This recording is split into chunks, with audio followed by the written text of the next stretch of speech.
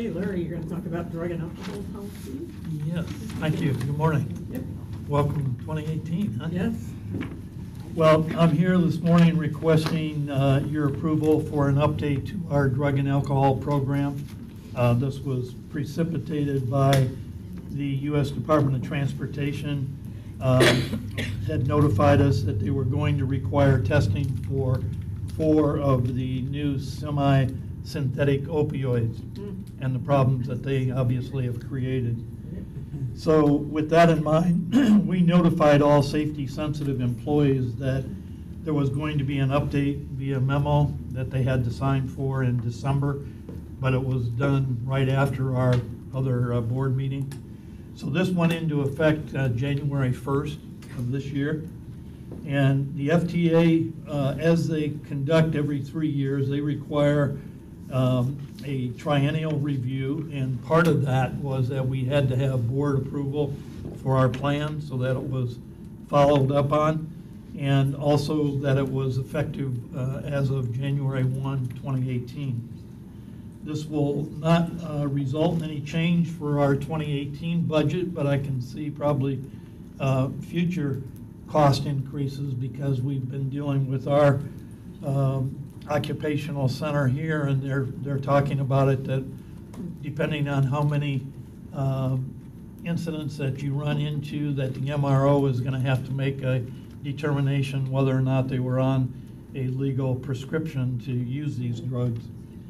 So at this time, we're just asking for approval of our update to this drug and alcohol program, which will affect all of our safety-sensitive employees here at PSTA. So how often do we have to test them? Or is it just it's a random program that we do, computer generated. Yep. And we're required to do so many a month. And post-accident. And post-accident Right. as well, right. Yep. Yes. So, what change, I mean, there wasn't an attachment that said what is actually changing. We're just going on, you say that you've added these semi-synthetic opioids. Right. Those are the only changes that we had to make with that policy. Okay, and We can put a copy of the policy in the Sure. board packet Yeah. with the red line of where we add these. I think that would be really Okay. helpful. And with that, I would move to recommend approval on the consent agenda. Second. We have a motion and a second. All in favor, say aye. Aye. Opposed? Okay. Carries. Thank you. All right. Okay, Heather, community bus plan.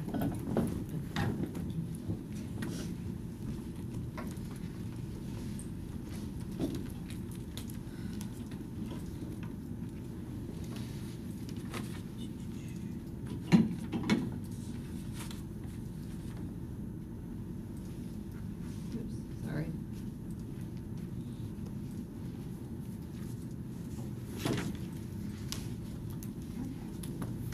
Good morning. So this is an action item for you to recommend approval of a task work order with one of our general services consultants, WSP, for an amount up to $550,000 for us to update our 2013 community bus plan. It's actually less than what we paid for the 2013 bus plan because we're able to build on that effort, and then also because we're partnering with Ford Pinellas and DOT on a lot of the public outreach. So a little background, our 2013 community bus plan was the first comprehensive operational analysis we did of our system in about 20 years. It included a full system-wide onboard survey, which provided us a lot of valuable information. Onboard surveys we try to do every 5 years because the data does get out of date in about that time period. It included no new revenue and new revenue scenarios, with most of the major recommendations for system changes requiring a new revenue source. In the absence of that new revenue source, we did move forward with a multi-phase system redesign process. We looked at all of the bus plan recommendations and made improvements where we could. We implemented the grid in downtown St. Pete. We did eliminate a couple underperforming routes, streamlined other routes where possible, and then in the last couple years, we've been able to incrementally add service to a number of routes with savings we've achieved from other efforts. We also, since 2013, started piloting innovative transportation services with transportation network companies like Uber. Those allowed us to provide first and last mile service. We started in areas that were having reduced bus route service, but then we since expanded to other parts of the county and are further expanding the Direct Connect program in April. There's also been a number of environmental factors affecting transit ridership. I heard in the Finance Committee there was a discussion about the nationwide declining ridership that many agencies are experiencing. A lot of those agencies have taken a number of new approaches in the last few years to try to counteract those ridership declines. There's also some unpredictability in future federal funding, particularly for very large-scale projects. Here in Pinellas, we've had more population growth than anticipated. About 5 years ago, it was basically anticipated we would be flat or even have some declining population, but we've actually had growth. A lot of our local jurisdictions have implemented changes to their land use policies that allow for more transit supportive development, particularly along the major corridors in downtown, and we have seen a lot more residential growth in those areas. And then we also have a lot more transportation project collaboration. Many of the local jurisdictions are studying or doing complete streets projects, and they're looking at how to better integrate all of the modes within corridors and identify the appropriate modes for corridors based on their individual characteristics. FDOT is doing something similar with its corridor studies. They're taking a much more holistic approach, looking at how to integrate all of the modes to provide mobility options through major corridors. And then we also have had a lot more funding partnerships. So we have the Clearwater Beach Transit Center, for example, where they're paying about half of that project. We have a lot of our local jurisdictions matching funding with us for new shelters. And then in St. Pete, the city is partnering with us to fund part of the BRT project. And if all of those changes since 2013 aren't enough reason to update the bus plan now, it also is a really good timing based on the larger transportation planning framework. Our bus plan update will feed right into our transit development plan, which in turn becomes the transit component of the long-range transportation plan. It also feeds into the regional transportation services that are incorporated into TVARDA's master plan, and then into the larger 2045 regional long-range transportation plan, which all of the MPOs are partnering on to develop. So that will help provide the priorities for regional transportation services. The scope for the bus plan includes the full system-wide onboard survey, again, including the Jolly Trolley, the Looper, and PSTA routes. It includes comprehensive data analysis. What's It's the name of the company. Oh, ETC is the company that will, it's a sub-consultant that will do the survey. And they're a company that does these onboard surveys nationwide, and that WSP has worked really closely with to provide comprehensive analysis. The scope also includes, this is different than last time, it includes case studies on system redesigns done by some of the peer agencies across the country, like Houston, Jacksonville, Hart across the Bay, and the outcomes of those redesigns that, for the most part, look at reinvesting in their core networks. It includes a white paper on innovative best practices. So we are a leader in working with transportation network companies, but there are some other ways they've been used across the country, so it'll look at that. It'll also look at how agencies have incorporated or are looking to incorporate automated vehicle technology into their services. The scope includes 3 scenarios: a trend, so just moving forward, doing what we're doing today. Kind of the next step of that is looking at the core network and reinvesting in that and providing a really robust core network, and then supplementing the areas that aren't served as well by fixed route service with more innovation projects. And it includes a vision scenario that will become the vision for not only PSTA, but the transit element of the long-range transportation plan. The scope includes recommendations and implementation plans based on different funding scenarios, and then of course public outreach. As I mentioned before, we are partnering with DOT as they're doing public outreach for Tampa Bay Next and their corridor studies, as well as for Pinellas as they're doing outreach for their long-range transportation plan. And depending on where we are in these different planning processes, one of those agencies will take the lead and the others will participate, so we can we can reach the same audiences. The bus plan will not be called the Community Bus Plan Update. We're also working with Forward Pinellas to co-brand with the long-range transportation plan, so to the public, they just see it as one transportation plan not here's PSTA's plan, here's the rest of transportation for Pinellas County. We are looking at the bus plan taking about 8 months. We will conduct the onboard survey in March. That will allow us to not only get our regular year-round ridership, but also to capture ridership from our seasonal residents and then also spring break ridership. And last time, we were able to develop a profile of trolley riders and of our regular system because there's actually some different characteristics of people that ride the different services. Recommendations would be presented to the board in the fall. This will allow us, one, to perfectly feed into the long-range transportation plan process, but also, if so desired, to start implementing any recommendations in February of 2019.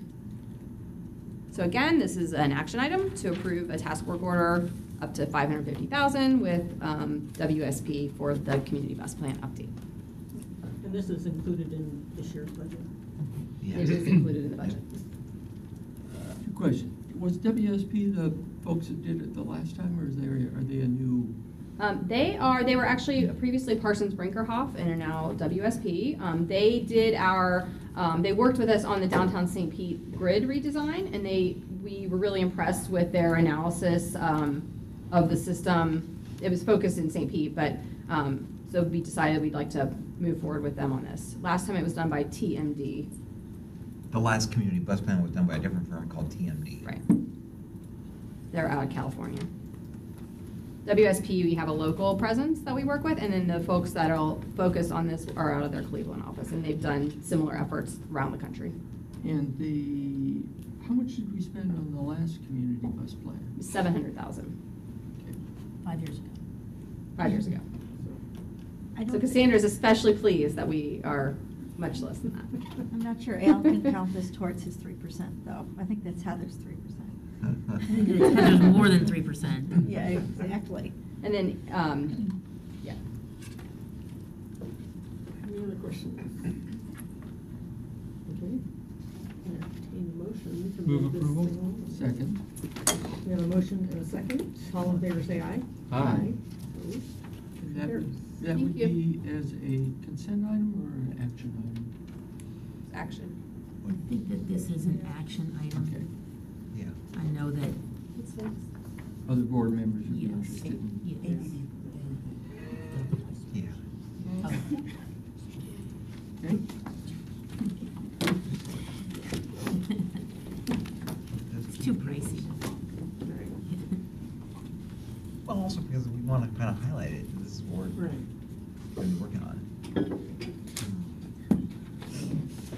All right, good morning. I am very excited to present this action item to you to recommend approval for matching funds not to exceed $150,000 for two very exciting autonomous vehicle opportunities, one being a demonstration project in downtown St. Pete, and another being an AV feasibility study and concept plan.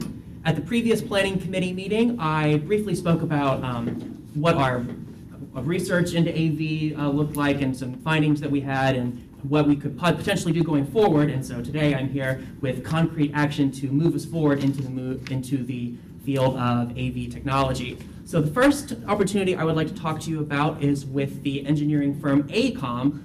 They have been providing their consulting services as a grant to determine what the best possible AV demonstration project could look like in downtown St. Petersburg. So their role in this would be to work with the city to see what the infrastructure requirements would look like, to pick the best manufacturer for the demonstration, and other roles like that. They provided estimates for length that vary anywhere from about 10 days to 3 months.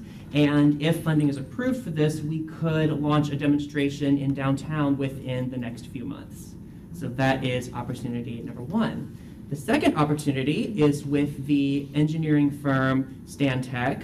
They operate the largest AV testing track in the United States at Gomentum Ranch out in California, and they are also the consultant involved with the demonstration project that HART is doing. So we are one of several agencies that they have selected to split 50-50 the cost of doing a AV feasibility plan and concept plan analysis that would be tailored to determining what the infrastructure requirements would be and what else would be required in order to have a lasting and sustainable AV program.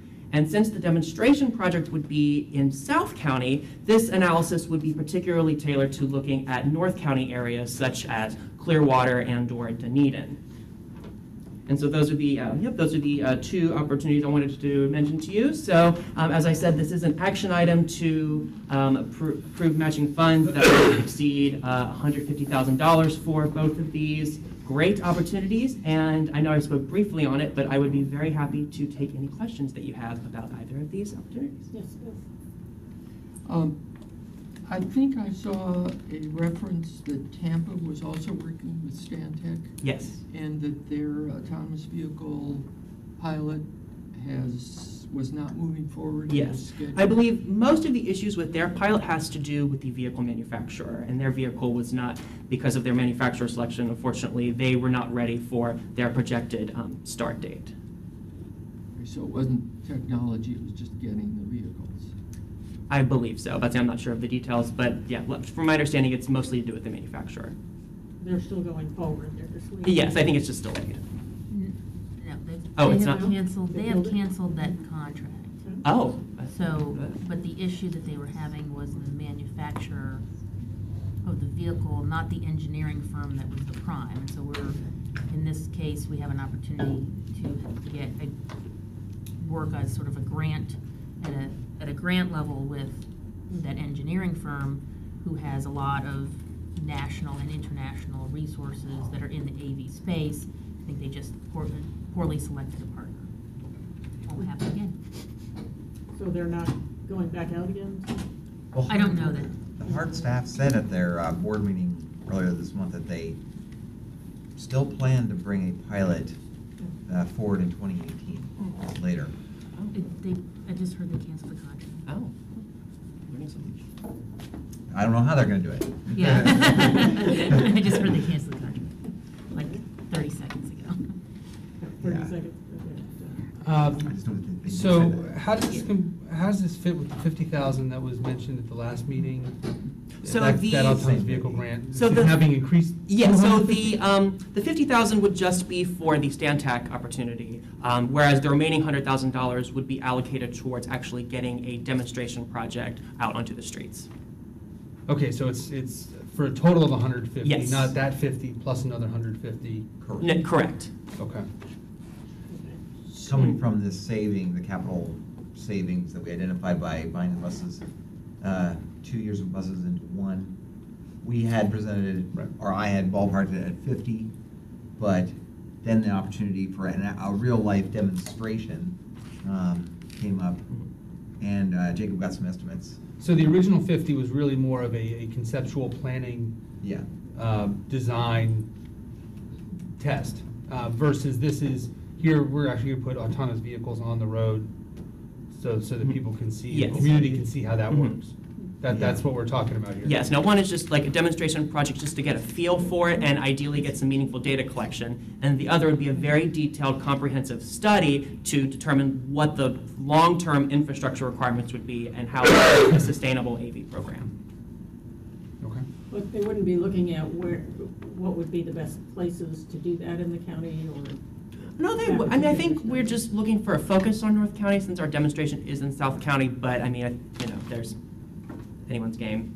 But if, You as know, far, but, well, hopefully we'll assess through that study Mhm. different parts of different areas and identify some recommendations on where most feasible. Yes. So Stantec is looking countywide Mhm. to see what the current infrastructure is and what changes would need to be made to make autonomous North of vehicle Ulmerton. usage. Ulmerton, north, wide. We're gonna Okay, okay. give them a couple of Yes. spots to look at, Mhm. Okay. sort of narrow their focus, but. So you're- it is North County, but it's not the entire North County. Right, Mhm. yes, and then South County, we're just gonna be working with AECom to look at a downtown St. Pete option.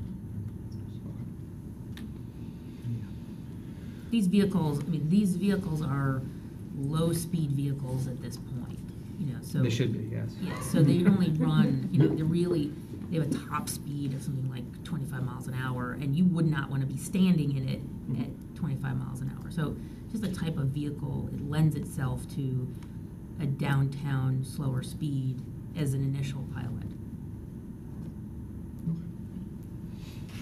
Well put. Yes, Bill. So, the first part is a demonstration project at St. Pete.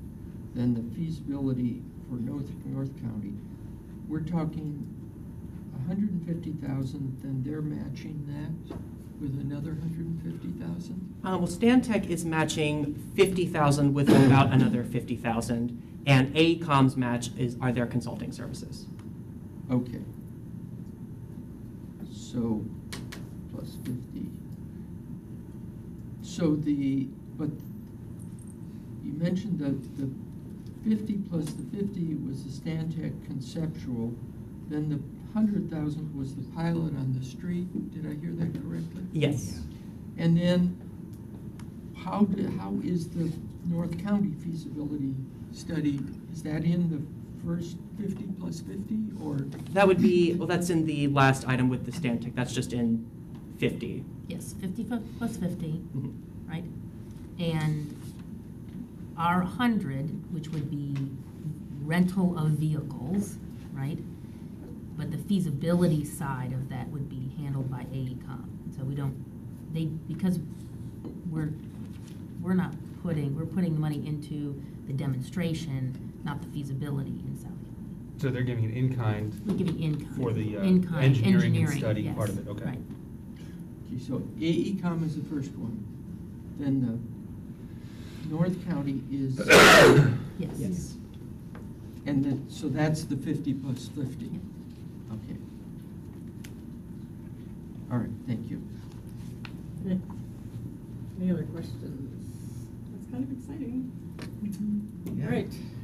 So what kind of timeline are we looking at? Let's see. Well, for the feasibility study, I think they're looking to start that ideally in the next month or two. I think we're meeting with the consultants on that pretty soon to determine an official timeline. And AECOM, last I talked with them, the earliest we could do is April, but I have a follow-up call next week to just see where we are after the holidays and how we can move forward. So does it take as long to lease a vehicle like that as it does to buy one, or are they just sitting around waiting for us to lease? They're not sitting around, but yes, it is much easier to get a demonstration. Like with AECOM, since there's no exchange of money there, Right. we've already started having them look at some things. But in order for us to move forward beyond the work that they'll do for us is the demonstration with a vehicle manufacturer to rent vehicles for a certain period of time. Great. Yes. How's the city of St. Petersburg involved with the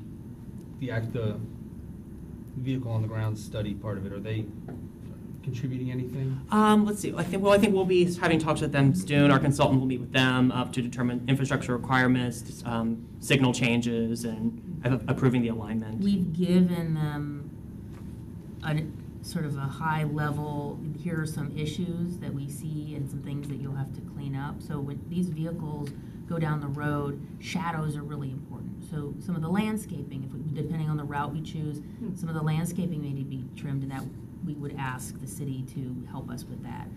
We've talked to the director of transportation and parking about charging locations. So we want to charge these vehicles very close to where they're operating, like super close. Right? So we're going to have to park these downtown. So we've talked to Evan and said, Evan, if you want to do this, we're going to need some parking spaces in a secure garage where we can charge these, right? So that there will be an ask of the city as we start to get into what is the timeline for this demonstration and what pieces of this can we get And the city to help us with. I imagine we've had generally positive response from the city thus far. Yeah. If you met Therefore, it Evan, makes sense like to there's keep no moving. confetti or anything, but it's as happy as Evan gets. They don't have a budget for it. I love you, Evan. Yeah.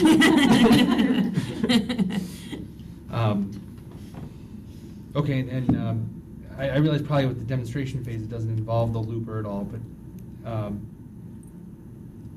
are they aware, or, I mean, because it could, as things progress, we They could were potentially aware. change things with their operations as well. Absolutely. So with their change in their executive director, so Mhm. Joni James left at the end of the year. Dave Metz has taken over in an interim position, so we've already talked to him about a number of the projects that we've been working on in downtown. Now, he's a dual role with USF St. Pete, so that kind of helps us out with a lot of things. So short answer is yes. Okay, I like short answers. All right.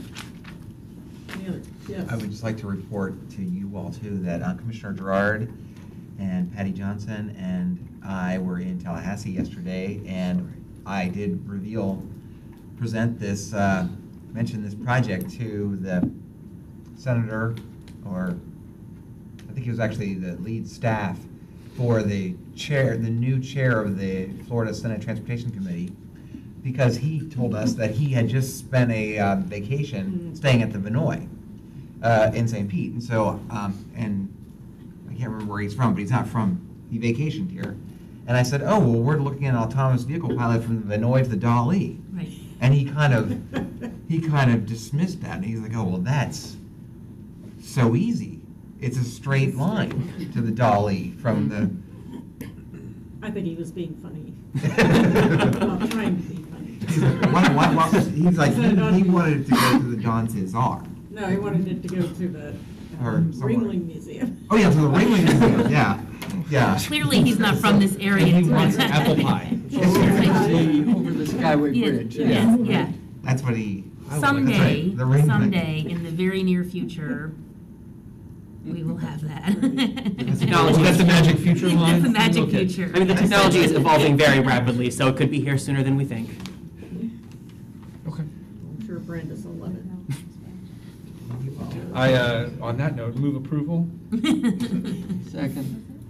Okay, we have a motion and a second. Is All that in favor? consent or action? I think it should be action. All in favor, say aye. Yeah, Aye. that should be action. Yeah, I think people want to hear about this. I think they should hear about it. Okay, 2018 Title VI program.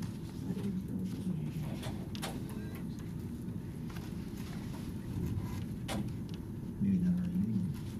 It's getting lots of-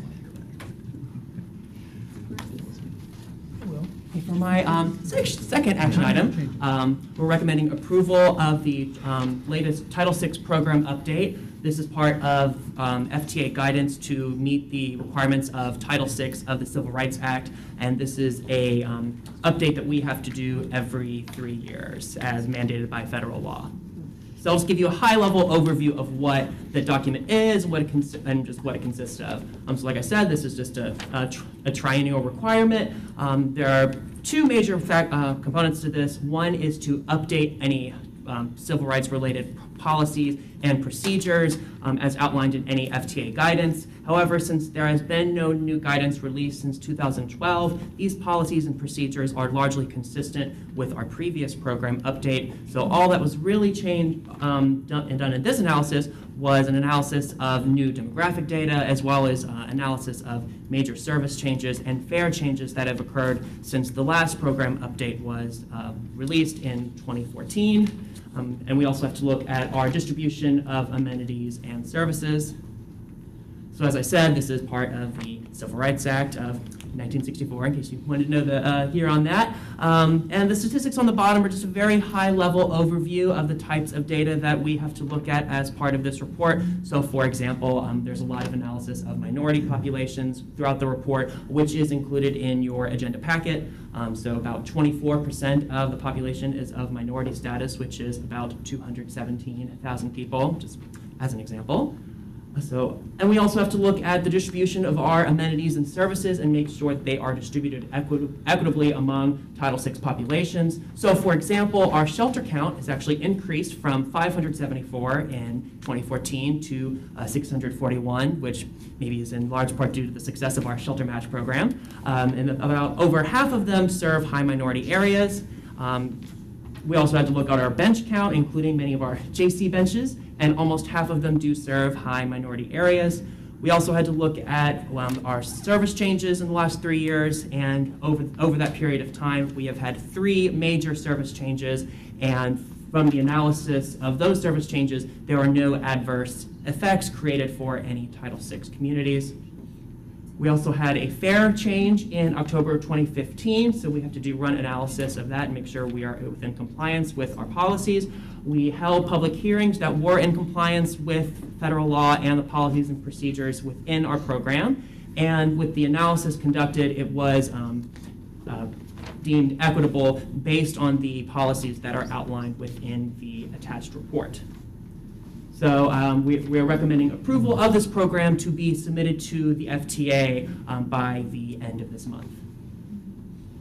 Did you have a question? I have a couple questions. Yes. One, you mentioned that it was deemed equitable. Mhm.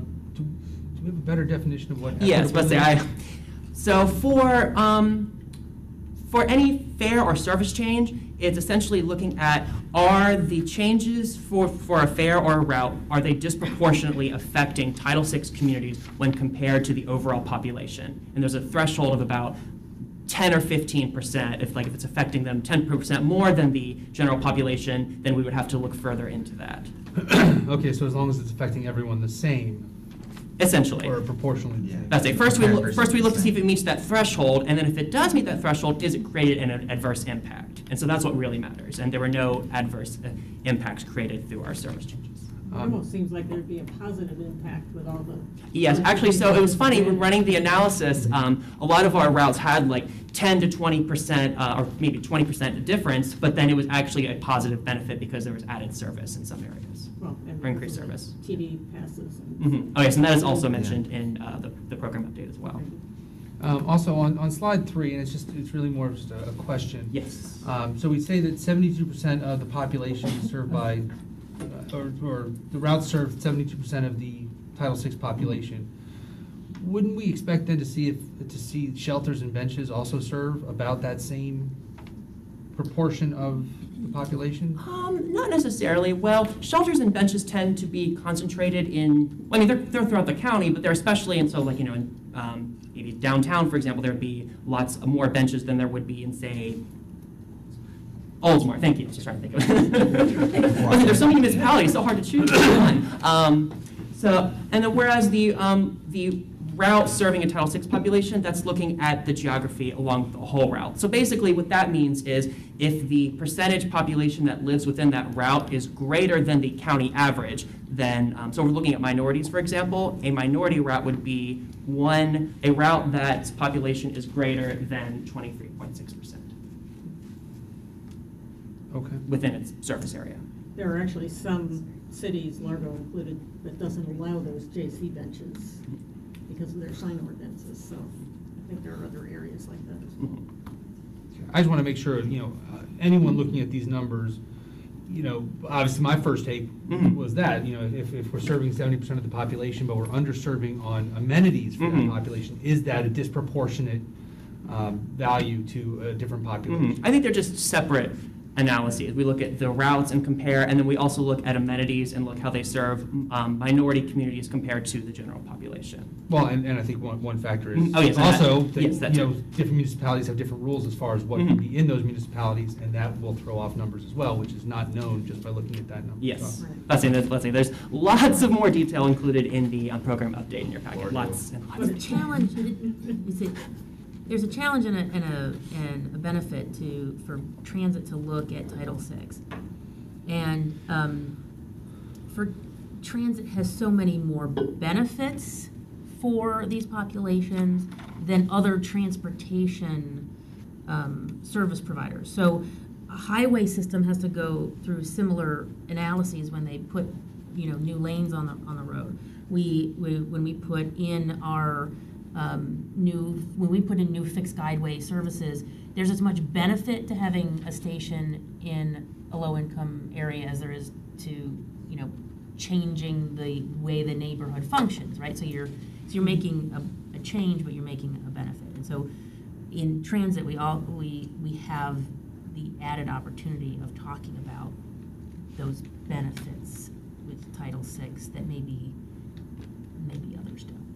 And I agree, and I just want to make sure that when other people in our community are looking at these same numbers, that they draw the right conclusions, that we are still serving and providing equitable amenities to different groups, and not give them a way to slant numbers that might not be accurate, so. Of course.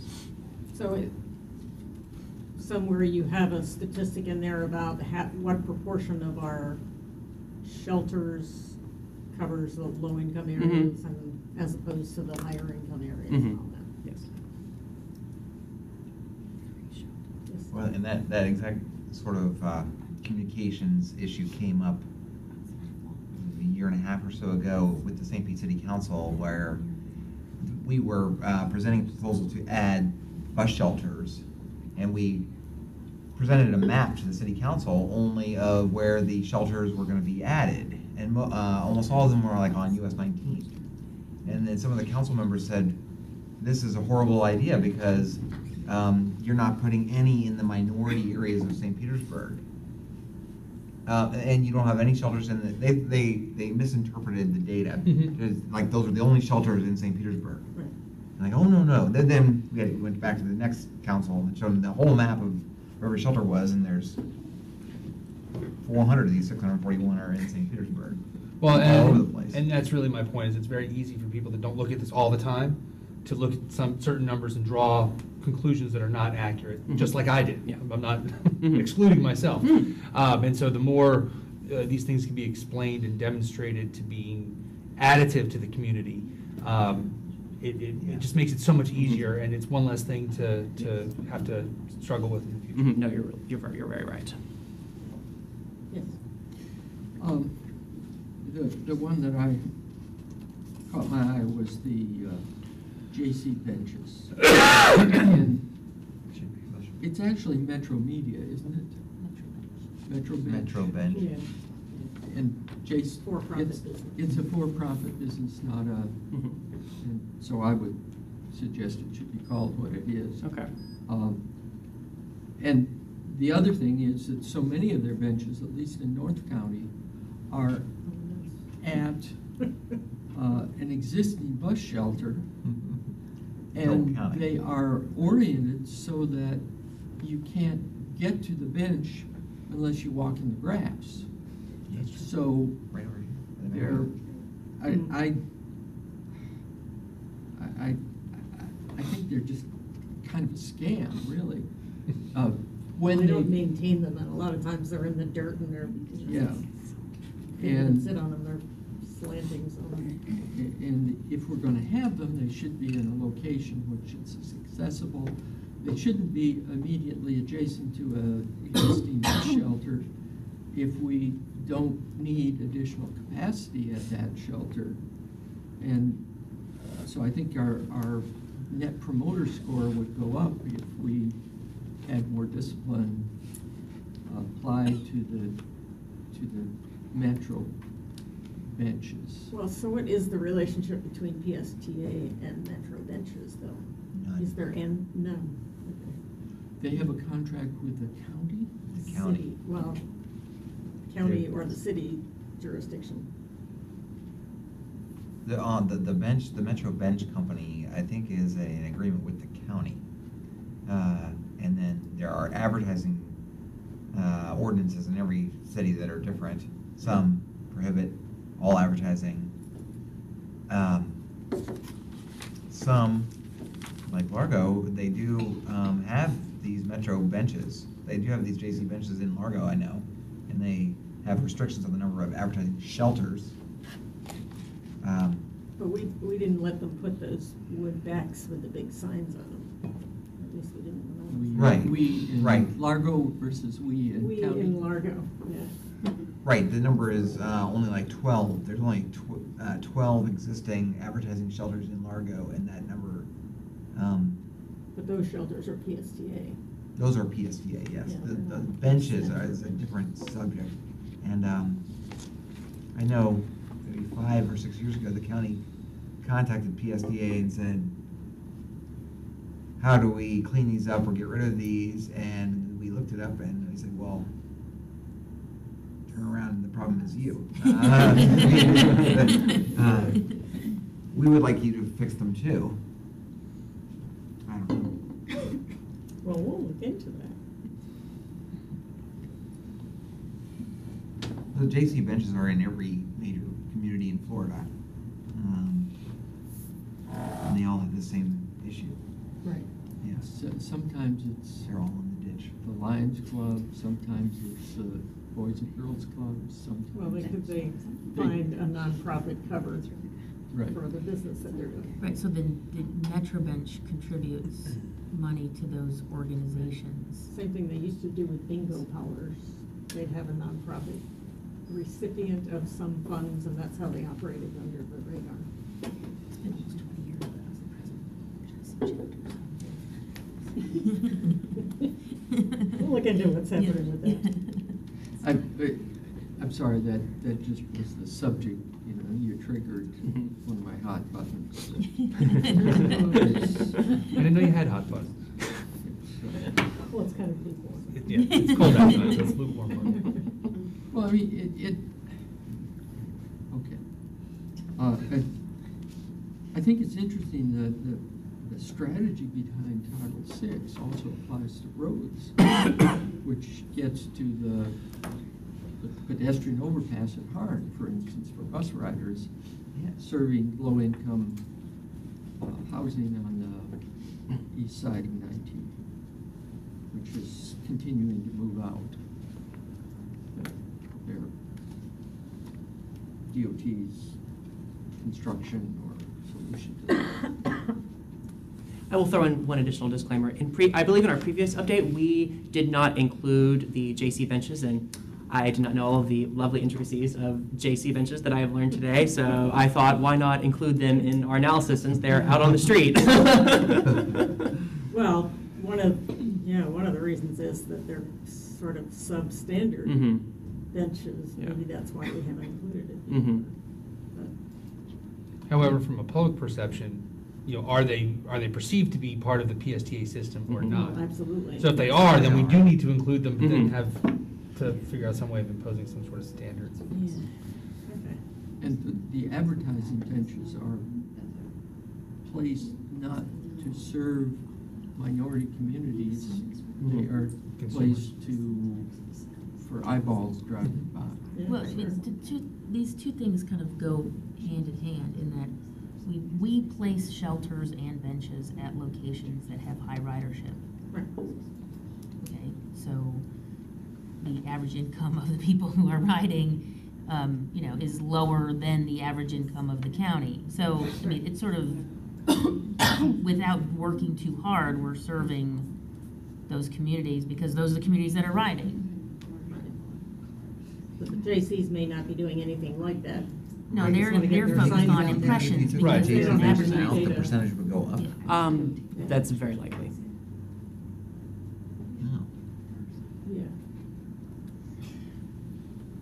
On today, I would like to point out that PSTA is very favorably blessed in that our shelters do not have to include an amenity like the shelters in Minneapolis do, which is a heater.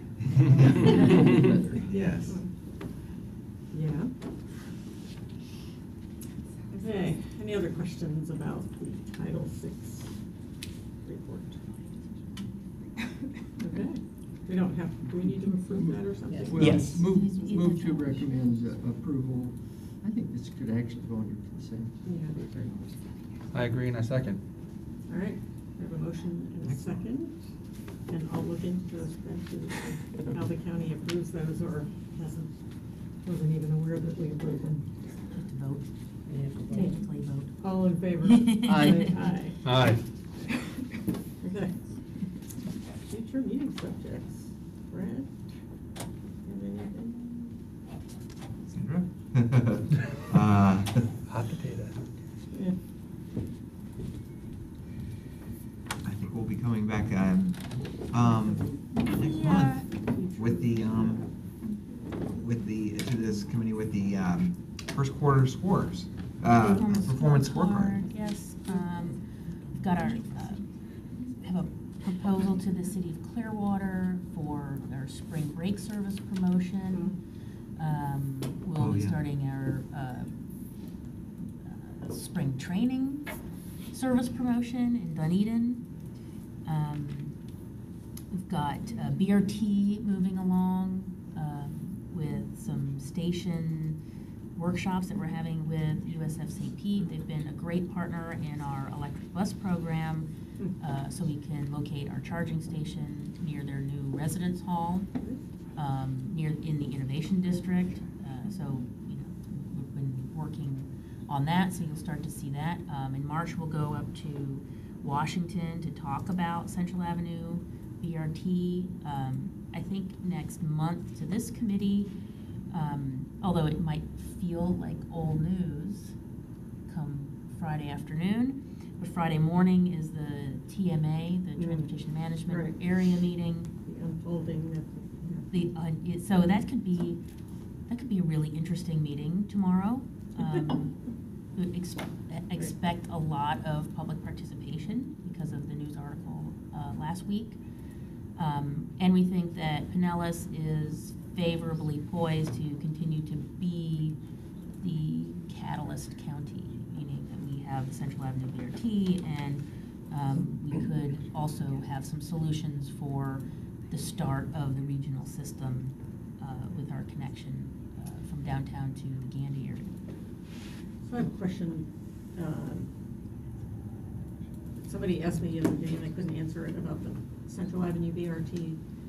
Are we taking away the parking lane or one of the traveling lanes?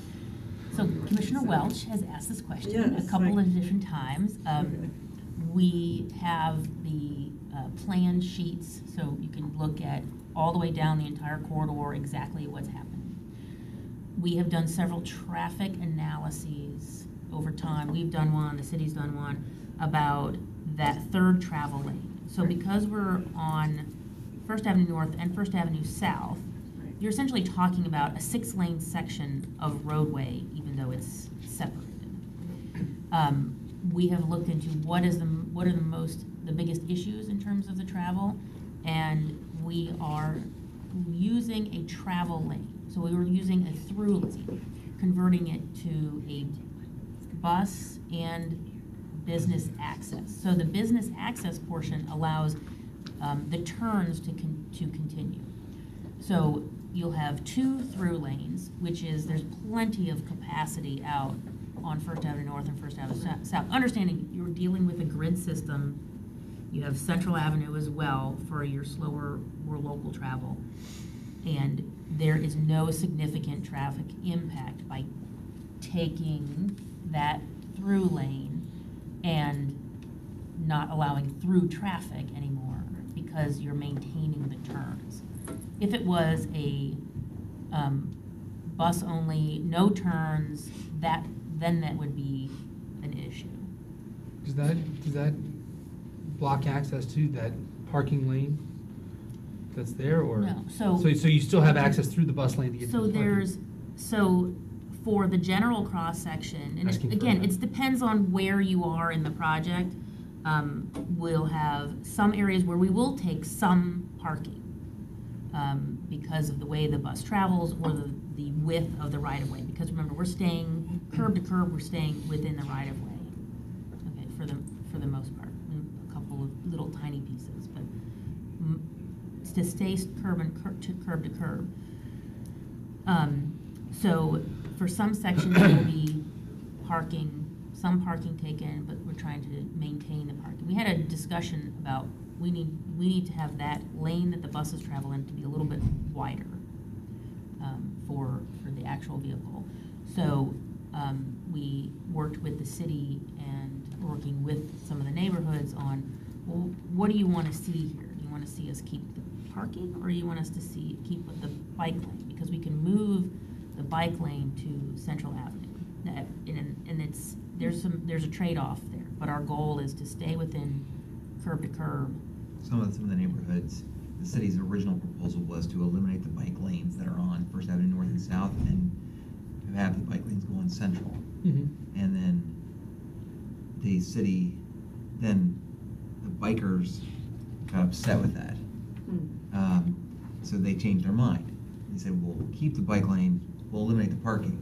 Then Kenwood Neighborhood Association and the Grand Central District got upset about that.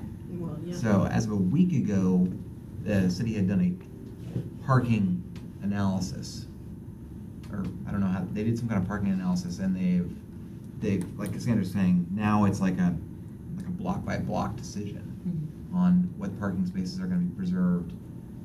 And it sounded like Cheryl was kind of leaning back toward going back to putting the bike lanes on Central. I'm not sure.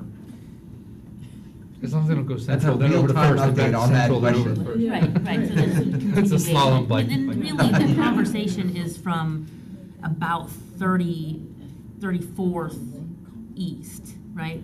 34th Yeah, west, it's not as big of an, downtown, as yeah. big of an issue. So, but we're sort of working through that piece, so the answer is yes and yes. Please refer to graphics from several months ago that showed the route with the. Right.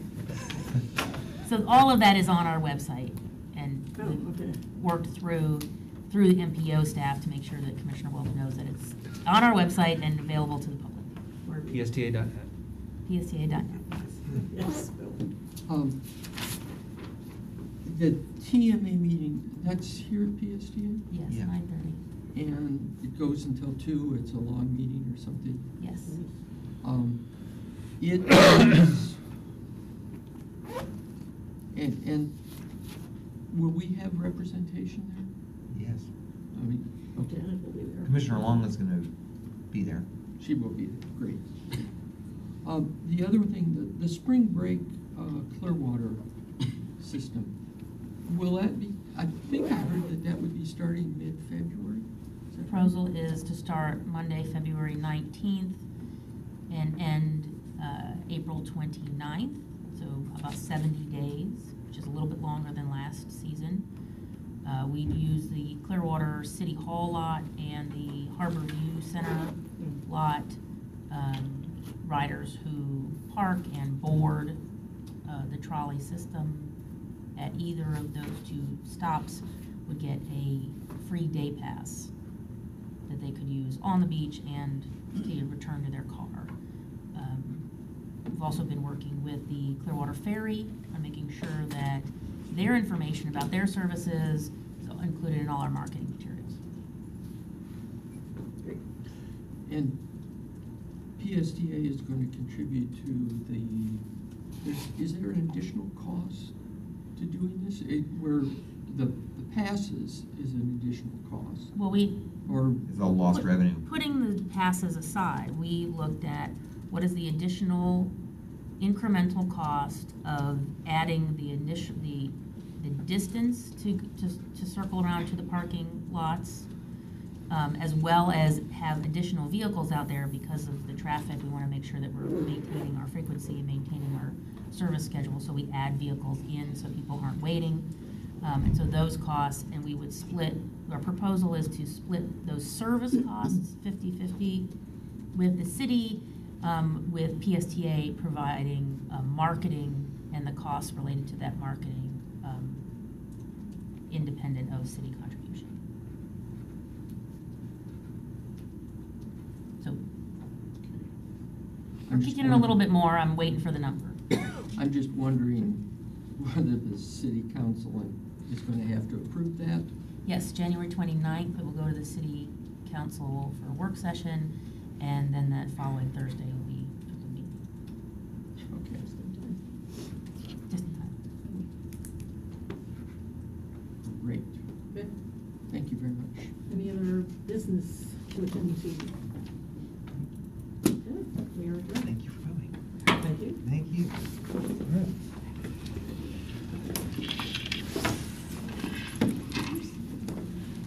Any other meetings I can stick around? Let's call that. Let me check. What else you got? No, to our staff meeting, it's later something. Oh, no. Staff meeting's gonna be up here. Oh, it is? Apparently, it's like -20 in the conference Oh, room. it is? You're just announcing that? Probably an exaggeration. Probably an exaggeration.